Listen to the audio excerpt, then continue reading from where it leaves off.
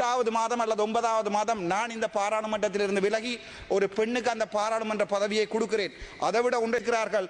ஒருவர் தான் SK கிருஷ்ணா. அவர் ஆரென்றால் எங்களுடைய NBP ஆண்டினால் யாழ்ப்பாணத்திலே எங்களுடைய உங்களுக்கே தெரியும் 2022ஆம் ஆண்டு எங்களுடைய நாட்டிலே ஒரு பெரிய ஒரு பொலிட்டிக்கல் இன்ஸ்டேபிலிட்டி ஒன்று வந்திருந்த நேரத்தில், அதாவது ஒரு அரசியல் ஸ்திரத்தன்மை இல்லாமல் இருந்த காலத்திலே எங்களுடைய சிங்கள இனம் உட்பட தமிழ் இனம் எங்கள் தலைவனை தேடிக்கொண்டது. எங்கிருந்தாலும் என் தலைவன் என் மனதில் வாழ்வான். அதை வைஷாலி எனப்படுகின்ற வைஷாலி எனப்படுகின்ற பெண்ணினுடைய கையை இவ்வளவோடு வெட்டி இருக்கிறோம். அவளுக்குரிய மெடிக்கல் நெக்லிஜென்ஸ்க்கு இன்று வரைக்கும் அந்த வழக்குகள் ஈடுபடவும் இல்லை. சம்பந்தப்பட்ட வைத்திய அதிகாரிகள் தாண்டி படிக்கவில்லை.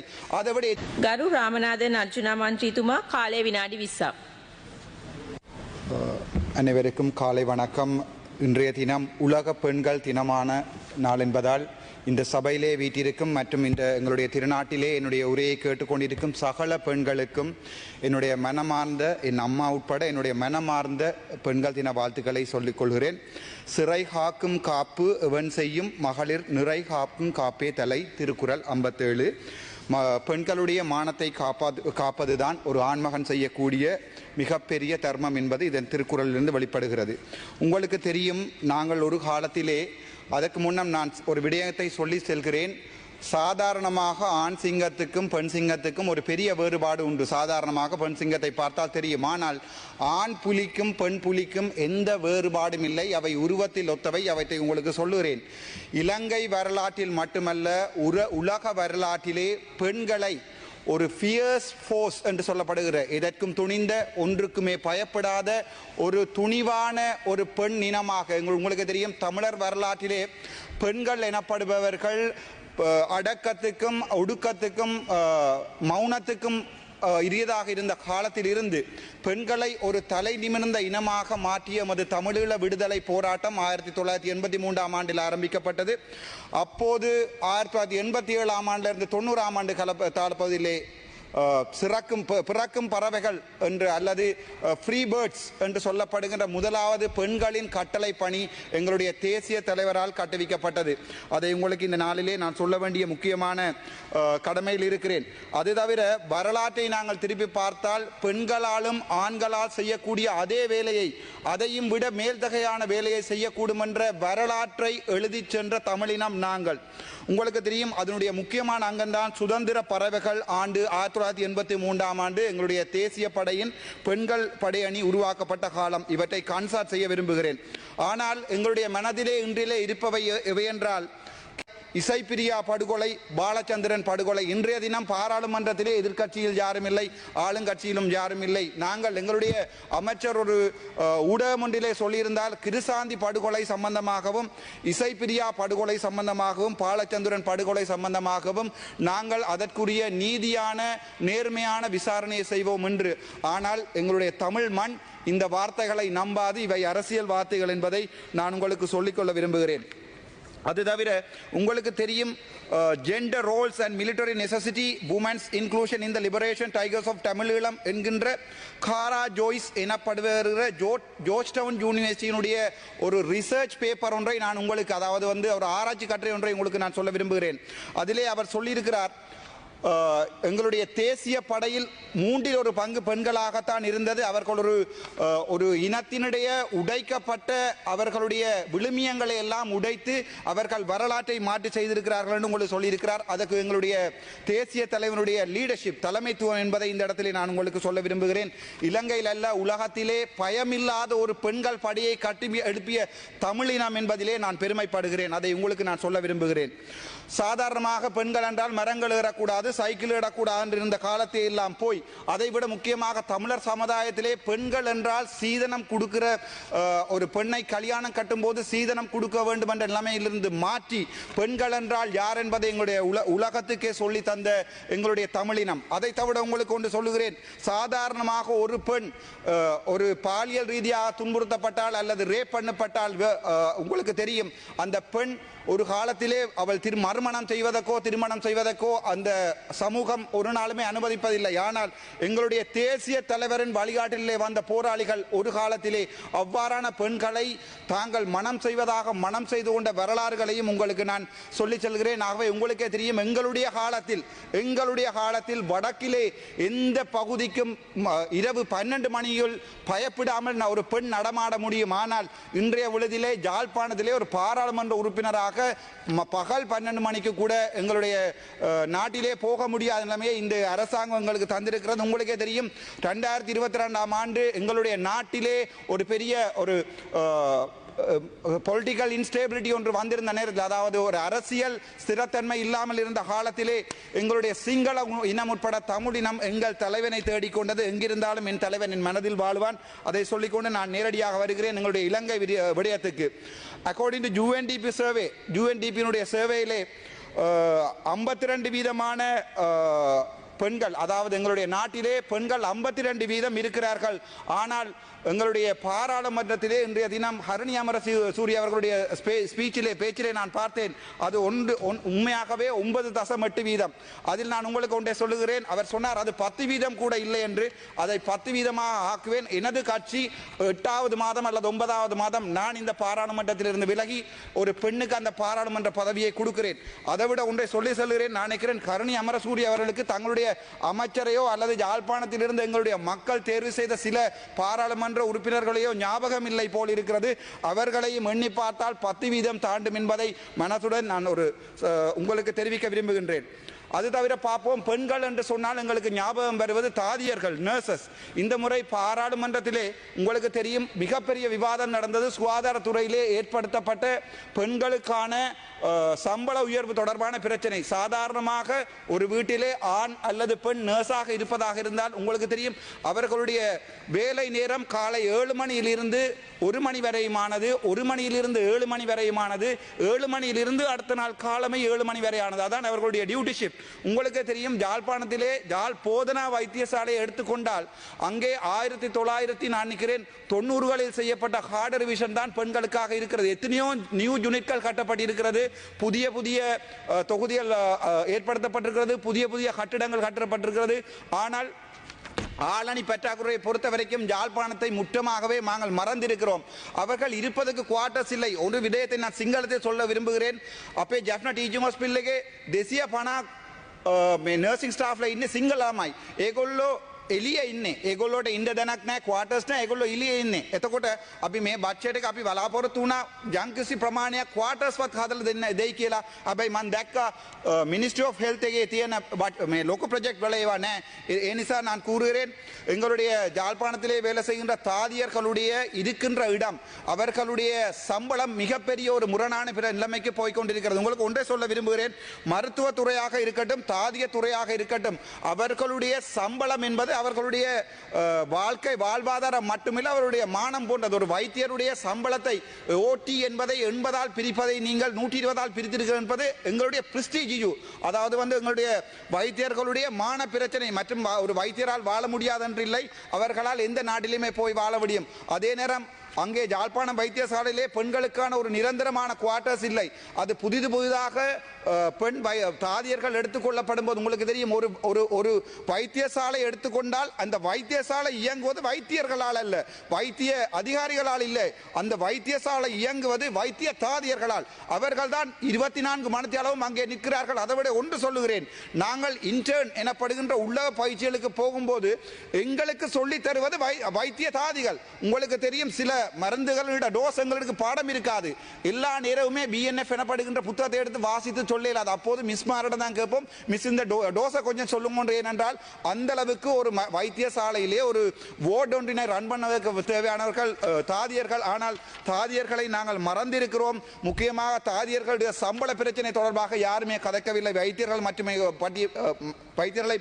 பற்றி மட்டுமே கதைத்தார்கள். இன்றைய தினத்திலே தாதியர்களை சம்பந்தமாக நான் கதைப்பதற்கு முக்கியமாக நான் சந்தோஷப்படுகிறேன். அது தவிர உங்களுக்கே தெரியும், பெண்களுக்கும் சிறுவர்களுக்குமான சம்பந்தமான ஆன்லைன் சேஃப்டி என்பது இலங்கையிலே இல்லை. சாதாரணமாக ஒரு போலீஸ் நிலையத்திலே ஒரு பெண்ணோ ஒரு சிறுவரோ போய் முறையிடும் நிலை வடக்கு கிழக்கிலே மிகவும் கேவலமானதாக இருக்கிறது. உங்களுக்கே தெரியும், இப்போது ஒரு கலாச்சாரம் இருக்கிறது, யூடியூப் கலாச்சாரம். அதிலே மிகவும் பிரபலமான இருவர் வடக்கிலே இருக்கிறார்கள். ஒருவர் தான் எஸ்கே கிருஷ்ணா. அவர் ஆரென்றால் எங்களுடைய என்பிபி ஆண்டினால் யாழ்ப்பாணத்திலே எங்களுடைய தேசிய தினத்தை கொண்டாடுவதற்காக களமிறக்கப்பட்டவர் தான் இந்த எஸ்கே கிருஷ்ணா. அவர் இரவு வேளைகளிலே பெண்களுடைய வீடுகளிலே போய் ஒரு பெண் குழந்தை மாட்டேன் மாட்டேன் வெளியே வர மாட்டேன் என்று சொன்னபோது கூட, அப்போது உங்களுக்கு காதலன் இருக்கிறார்களா, உங்களுக்கு முகத்தை காட்ட வெக்கமில்லைன்னா நீங்க ஐஸ்வர்யா ராயா என்று கேட்டு அந்த வீட்டுக்குள் அவருடைய அறைக்குள் பூந்து வீடியோ எடுத்து அதை யூடியூப்ல டிக்டாக் போட்டுக்கிறார் இந்த நபர். என்பிபியினுடைய பிரச்சார பீரங்கி. அது ஒரு கேவலமான விடயம், அதை உங்களுக்கு நான் சொல்லுகிறேன். இரண்டாவது தான் டிகே கார்த்திக். உங்களோட கிளீன் ஸ்ரீலங்கா என்று சொல்லப்படுகின்ற வடக்கினுடைய திட்டத்தை மிகவும் பிரபலமாக கொண்டு செல்வது இந்த டிகே கார்த்திக். இவர் சம்பந்தமான மிகப்பெரிய ஊழல்கள் வந்திருக்கிறது. ஆனால் எங்களுடைய அமைச்சர் அது சம்பந்தமாக நான் எழுத்திலே தருகிறேன், நீங்கள் அது சம்பந்தமான நடவடிக்கை எடுத்துக்கொள்ளுங்கள். ஏனென்றால் வடக்கு கிழக்கு போரால் பாதிக்கப்பட்ட பிரதேசம், அங்கே ஏழ்மையான குடும்பங்கள் எவ்வளவு இருக்கிறது. இன்றைய தினம் முல்லைத்தீவை எடுத்து பார்த்தீர்கள் என்றால் வட்டுவாகல் பாலத்திலேயோ எத்தனையோ ஆயிரம் பெண்கள். எங்களை பொறுத்த வரைக்கும் தெரியும், பெண்கள் என்று நாங்கள் கதைக்கும் போது இந்த நாட்டிலே யார் ஞாபகம் வருகிறார்கள் என்றால் வடக்கில் கிழக்கில் பிறந்த பெண்களும் எங்கள் தேயிலை கொழுந்து பறிக்கும் எங்கள் தெய்வங்களும். ஆனால் நாங்கள் இதுவரைக்குமே நான் அது சம்பந்தமாக கதைக்கிறேன், இதுவரைக்கும் வடக்கு கிழக்கில் உள்ள பெண் தலைமைத்துவ குடும்பங்கள் சம்பந்தமாக எந்த நடவடிக்கையும் எடுத்ததில்லை. எங்களுடைய அம்மணி அமைச்சர் அவர்கள் இருக்கிறார், நீங்களும் ஒரு பெண், தயவு செய்து நீங்கள் முக்கியமாக பார்க்க வேண்டும். அந்த எஸ்கே கிருஷ்ணா டிகே கார்த்திக் சம்பந்தமான முழு முறைப்பாடுகளை உங்களுக்கு நான் எழுத்தில் தருகிறேன். தயவு செய்து அது முக்கியமானது. ஏனென்றால் எத்தனையோ பெண்கள் வாழ்வாதாரம் இல்லாமல் நேரும் போது இவர்கள் வீடுகளில் போய் அவர்களுடைய வீடியோவை எடுத்து யூடியூபில் போட்டு புலம்பெயர் நாட்டு மக்களிடம் காசுகளை வேண்டி இவர்கள் வீடு கட்டிக் கொள்கிறார்கள். அங்கே அவர்கள் எக்ஸ்ப்ளாய்ட் பண்ணப்பட்டு வருகிறார்கள். அது சம்பந்தமான முறைப்பாடுகளை தங்களிடம் எழுத்தில் தருகிறேன். சரி, நேரடியாக பார்ப்போம். தங்களுடைய அமைச்சு சம்பந்தமாக ஒரு சில குறைகளை உங்களை சுட்டுக்காட்ட விரும்புகிறேன். உங்களுடைய மினிஸ்ட்ரிக்கு ஒதுக்கப்பட்டிருக்கிறது மொத்தமாக 14,526 மில்லியன் அல்லது 14 பில்லியன். ஆனால் வளமையாக 2023ஆம் ஆண்டு பெண்கள் சிறுவர்களுக்கான மினிஸ்ட்ரிக்கு 42 பில்லியன். இந்த முறை உங்களுக்கு 14 பில்லியன் தான் தரப்பட்டிருக்கிறது. ஆனால் 2023ஆம் ஆண்டு 42 பில்லியன் வழங்கப்பட்டிருக்கிறது. ஆகவே உங்களுக்கு ஒதுக்கப்பட்ட நிதி போதாது.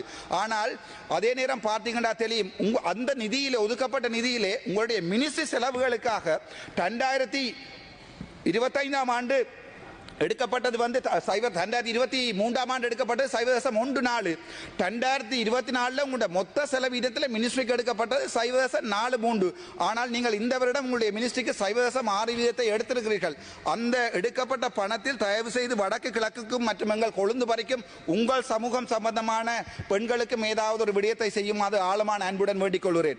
அடுத்ததாக பார்ப்போம், உங்களுடைய எக்ஸ்பெண்டிச்சரை பற்றி பார்ப்போம். அந்த உங்களுடைய உமன் அஃபேர்ஸ் எக்ஸ்பெண்டிச்சரை பார்த்தால் 2025ஆம் ஆண்டு 2023ஆம் ஆண்டுடன் ஒப்பிடும்போது 2024ஆம் ஆண்டு உங்களுக்கு அனுமதிக்கப்பட்ட நிதி பயங்கர குறைவாக இருக்கிறது. நீங்கள் அதை கேபினெட்டில் கதைத்து எடுத்திருக்கணும். ஏனென்றால் பெண்கள் மற்றும் சிறுவர்கள் சம்பந்தமான வளர்ச்சி என்பது மிகவும் முக்கியமாக அமைகிறது இந்த நாட்டில். சரி, அது தவிர இந்த நாட்டிலே முக்கியமாக ஒன்றை கதைக்கணும். எங்களுடைய ஃபைசர் முஸ்தபா அவர்கள் கூட கதைத்து விட்டு சென்றிருந்தார்கள். முஸ்லீம் சமூகம், உங்களுக்கே தெரியும், முஸ்லீம் சமூகம் என்றது ஒரு வித்தியாசமான, அவர்கள் தங்களுக்கே நிறைவான, தங்களுக்கே சார்பான ஒரு தனித்துவமான கலாச்சாரத்தை கொண்ட சமூகம். நாங்கள் இந்துக்களாகவும் தமிழர்களாக இருந்தும் முஸ்லிம்களுடன் ஒப்பிட முடியாது. அதே நேரம் சிங்களவர்களாக இருந்தாலும் முஸ்லிம்களுடன் ஒப்பிடாது. அவர்களுடைய கலாச்சாரம், அவர்களுடைய மொழி, அவர்களுடைய நடை என்பது 100% தனித்துவமானது. ஆனால் உங்களுடைய அரசாங்கத்திலே இன்று வரைக்கும் எந்த முஸ்லிம் அமைச்சருக்கும் நீங்கள் இடம் கொடுக்கவில்லை.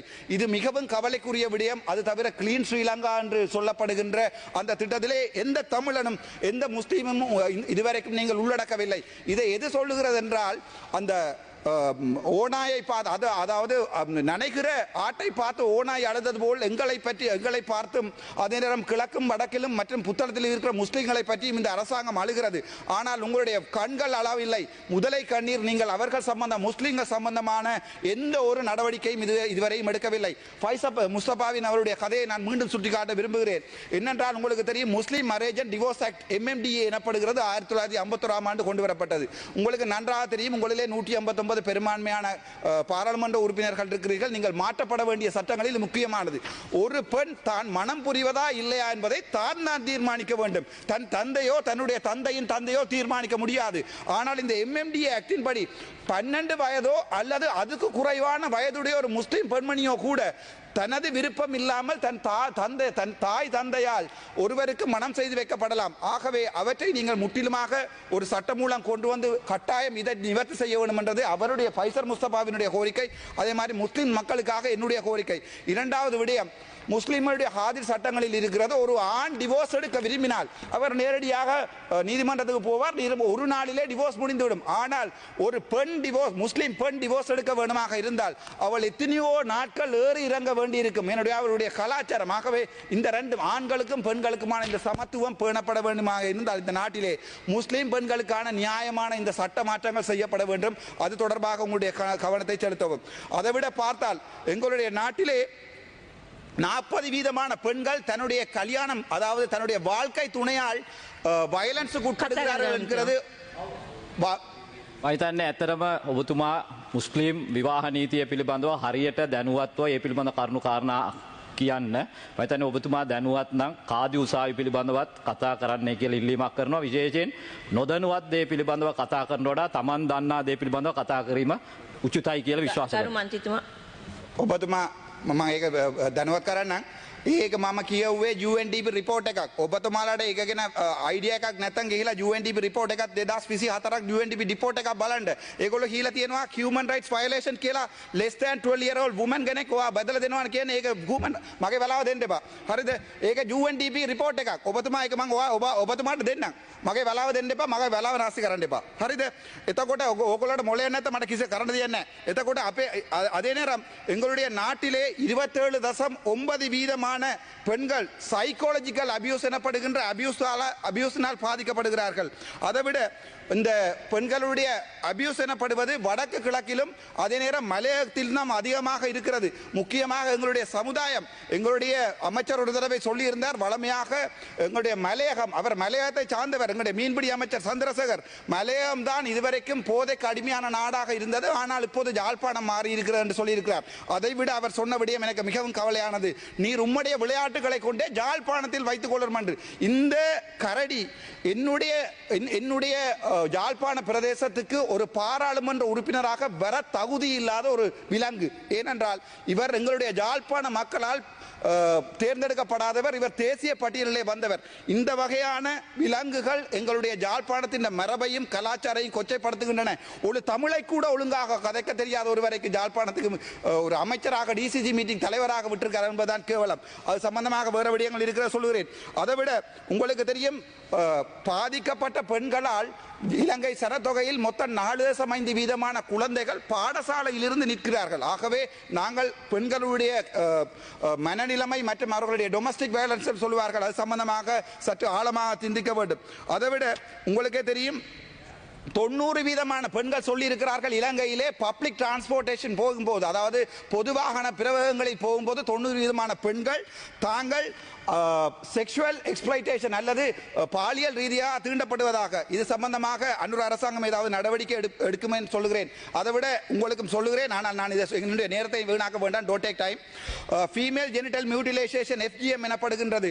அதை எங்களுடைய முஸ்லிம் சமூகத்திலே ஓல்சிலோன் ஜமாத்துல் உலமா AC Jesu advocated for legalizing female circumcision. அதாவது ඔබතුමාට තව විනාඩි 2ක කාලයක්. நன்றி. அதாவது எங்களுடைய நாட்டை எடுத்து பார்த்தால் பெண்களுடைய பாலியல் உறுப்புகளை வெட்டுவதோ அல்லது ஏதாவது ஒரு மியூட்டிலேஷன் செய்வதோ தடை செய்யப்பட்டிருக்கிறது. ஆனால் இந்த ACJU எனப்படுகின்றது அதற்கு சார்பாக இருக்கிறது. ஆகவே அது சம்பந்தமாக பெண்கள் உரிமையை பாதுகாக்குமாறு அன்புடன் கேட்டுக்கொள்கிறேன். அதை விட எங்களுடைய நாட்டிலே போஸ்ட் கான்ஃப்ளிக்ட் டிஸ்பிளேஸ்மென்ட் என்று சொல்லப்படுகிறது. அதாவது எங்களுடைய வடக்கு கிழக்கு மக்கள் முற்றிலுமாக இடம்பெயர்ந்த ஒரு சமூகம். ஆண்கள் போராடி மடிந்திருக்கிறார்கள், அவருடைய குடும்பத்திலே பெண்கள் மட்டும்தான் இருக்கிறார்கள். ஆனால் இந்த முறை நீங்கள் எங்களுடைய நாட்டிற்கு தந்தது, எங்களுடைய வடக்கு கிழக்குக்கு தந்தது 1500 மில்லியன் அவர்களுடைய வீடுகளை திருத்துவதற்கு, பெண்கள் தலைமைத்துவ வீடுகளை திருத்துவதற்கு தந்தது 1500 மில்லியன். ஆகவே அவற்றை, ஆனால் நான் பார்த்தேன் 7000 மில்லியன் ராணுவ வீரர்களுடைய வீடுகளை கட்டி கொடுப்பதற்கு 7 பில்லியன் அனுமதித்திருக்கிறார்கள். ஆனால் எங்களுடைய பெண்களுக்காக தந்தது 1500 மில்லியன். ஆகவே அது கிட்டத்தட்ட 15 வீதத்துக்கும் குறைவானது. அதை தவிர நான் உங்களுக்கு இன்னும் ஒன்றை சொல்ல விரும்புகிறேன். எங்களுடைய பெண்கள் எங்களுடைய நாட்டிலே ஒவ்வொரு 1000 பெண்களுக்கும் இளம் பெண்களுக்கும் 15 பெண்கள் 15 தொடக்கம் 19 வயசுக்கு உட்பட்ட தன்னுடைய அந்த இளமை பருவ டீனேஜ் பிரெக்னன்சி என்று சொல்வார்கள். 15 வீதமான 15 பெண்கள் 1000 பெண்களுக்கு 15 பெண்கள் டீனேஜ் பிரெக்னன்சியால் பாதிக்கப்படுகிறார்கள். ஆக உங்களுக்கு தெரியும், வடக்கு மாநிலத்திலே கிளிநொச்சி வைத்தியசாலையிலே நெதர்லாந்தினால் கட்டப்பட்ட உமன் எக்ஸலன்ஸ் சென்டர் என தெரிவிக்கப்படுகின்ற அந்த வைத்தியசாலை பெண்கள் வைத்தியசாலை பிரிவு இன்று வரைக்கும் இயங்கவில்லை. அது சம்பந்தமாக சுகாதார அமைச்சருக்கு எந்த கரிசனையும் இல்லை. எப்படி எனக்கு மிகவும் கவலையுடன் தெரிவித்துக் கொள்கிறேன். அதை விட நான் ஒன்றை சொல்ல விரும்புகிறேன். எங்களுடைய தேயிலை தோட்டத்திலே வாடுகின்ற அந்த பெண்களுடைய நாளாந்த சம்பளம் 1700 ரூபாய் நீங்கள் வேண்டி கொடுப்பதாக சொல்லியிருக்கிறீர்கள். ஆனால் உங்களுக்கே தெரியும், ஒரு பெண் தன் குடும்பத்தையும் பார்த்து தன் பிள்ளைகளையும் பார்த்து அவள் அந்த குளிரிலே அட்டை கடியிலே தன் பிள்ளையின் வினாடி திகத்தியமே மாத்தியாக மட உங்களுக்கே தெரியும், எங்களுடைய மலை நாட்டிலே வாழுகின்ற பெண்கள் தங்களுடைய முதுகிலே குழந்தைகளை சுமந்த வண்ணம் நீர் அந்த குளிரிலே வாடுகிறார்கள். ஆனால் இப்போது பார்த்திருக்கிறேன், உங்களுடைய ஜனாதிபதி அவர்கள் சொல்லியிருக்கிறார்கள், மலையகத்தில் இருக்கிற சுகாதார கட்டமைப்புகளை தோட்ட அதிகாரிகளிடம் கொடுப்பதாக. ஆகவே அது சம்பந்தமாக நான் மிகவும் கவலையிடுகிறேன். அந்த பெண்களுடைய அன்றாட வாழ்க்கை, இலங்கையிலே அதிகுறைந்த போஷாக் உள்ள இடம் என்பது மலையகம் என்பது அம்மணிக்கு வடிவாக தெரியும். ஆகவே நான் அதை உங்களை சொல்ல தேவையில்லை. அது சம்பந்த நடவடிக்கை எடுப்பதற்கு உங்களுடன் ஆழமாக வேண்டிக் கொள்கிறேன். அது தவிர இன்னும் 3 விடயங்களை சொல்லி மற்ற தப்பறதை 3 விடயங்களை சொல்லி வைத்து நான் நிப்பாட்டுகிறேன் என்னுடைய உரையை. முதலாவது சிந்துஜா வழக்கு. சிந்துஜா எனப்படுகின்ற பெண்மணி மன்னாரிலே தான் தன் பிள்ளைக்கு பால் கொடுத்து கொண்டிருக்கும் போது வைத்தியசாலையிலே வைத்தியர்களுடைய புறக்கணிப்பால் பால் கொடுத்தபடி ரத்தத்தில் விழுந்து செத்தவள். அவளை பார்க்க போட எனக்கு தான் 5 நாட்கள் சிறை இருக்கிறது. ஆனால் அந்த சிந்துஜாவுக்கான நீதி இதுவரை கொடுக்கவில்லை. 2வது பெண்கள் குழந்தைகளை பற்றி கதைக்கிறோம். வைஷாலி எனப்படுகின்ற வைஷாலி எனப்படுகின்ற பெண்ணினுடைய கையை இவ்வளவோடு வெட்டி இருக்கிறோம். அவளுக்குரிய மெடிக்கல் நெக்லிஜென்ஸ்க்கு இன்று வரைக்கும் அந்த வழக்குகள் ஈடுபடவும் இல்லை. சம்பந்தப்பட்ட வைத்திய அதிகாரிகள் தாண்டி படிக்கவில்லை. அதை விட எத்தனையோ சிசு கொலை வழக்குகள் யாழ்ப்பாணத்திலே நடந்திருக்கிறது. இதை தவிர இந்த மேஜர் பப்ளிக் இன்வெஸ்ட்மெண்ட் என்ற புத்தகத்திலே எவ்வளவோ கோளாறுகள் இருக்கிறது. முஸ்லீம் சமூகத்துக்கு ஏதாவது இருக்கிறதா என்று தேடி பார்த்தேன். வீதத்தை சொல்லுவோம் என்று ஒன்றுமே இல்லை. வடக்கு கிழக்கு சொல்வதற்கு எவ்வளவோ இருக்கிறது எழுதி கொண்டு வந்தேன். ஆனால் நேரம் இல்லை. என்ன என்றால், நீங்கள் உள்ளூராட்சி சபை தேர்தலுக்காகவும் அதே நேரம் எங்களுடைய மாகாண சபை தேர்தலுக்கான சின்ன பொய்கள் என்னிடம் தாராளமாக விகிதாத அடிப்படையில் நான் சொல்ல முடியும். ஆகவே தயவு செய்து இந்த வகையான வேலைகளை செய்யாமல் வடக்கு கிழக்கு மக்களையும் சற்று நீங்கள் பார்க்குமாறு அன்புடன் கேட்டுக்கொள்கிறேன். நன்றி, வணக்கம்.